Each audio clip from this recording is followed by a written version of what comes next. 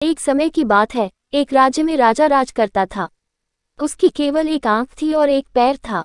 इन कमजोरियों की बाद भी वह एक कुशल, दयालु और बुद्धिमान शासक था। उसके शासन में प्रजा बहुत खुशहाल जीवन व्यतीत कर रही थी। एक दिन राजा अपने महल के गलियारे से टहल रहा था।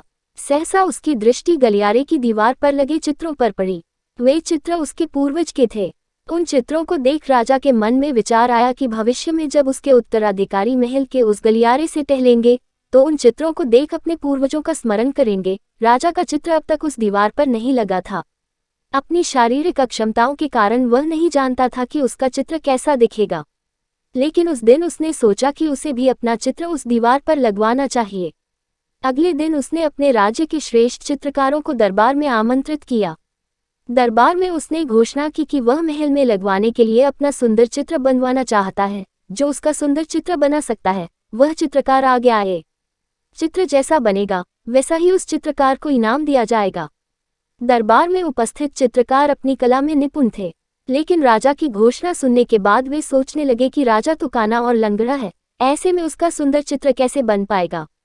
चित्र सुंदर नहीं दिखा तो हो सकता है राजा क्रोधित होकर उन्हें सजा दे दे। यह विचार किसी को आगे आने का साहस न दे सका।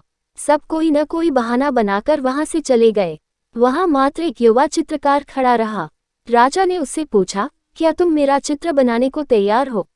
युवा चित्रकार ने हामी भर दी। राजा ने उसे अपना चित्र बनाने की आज्ञा दे दी। अगले ही दिन से वह चित्रकार राजा का चित्र बनाने में जुट गया। कुछ दिनों बाद चित्र बनकर तैयार था।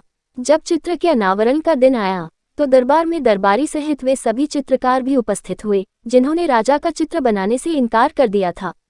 सभी उत्सुकता से चित्र के अनावरण की प्रतीक्षा कर रहे थे। जब चित्र का अनावरण हुआ तो राजा सहित सबके मुंह खुले के खुले रह गए। चित्र बहुत ही सुंदर बना था। उस चित्र में राजा दोनों तरफ पैर कर घोड़े पर बैठा हुआ था, जिसे एक ओर से चित्रित किया था और उसमें राजा का एक ही पैर नजर आ रहा था। साथ ही राजा धनुष चढ़ाकर एक आंख बंद कर निशाना साध रहा था, जिससे उसके काने होने की कमजोरी छुप गई थी। यह चित्र देख राजा बहुत प्रसन्न हुआ।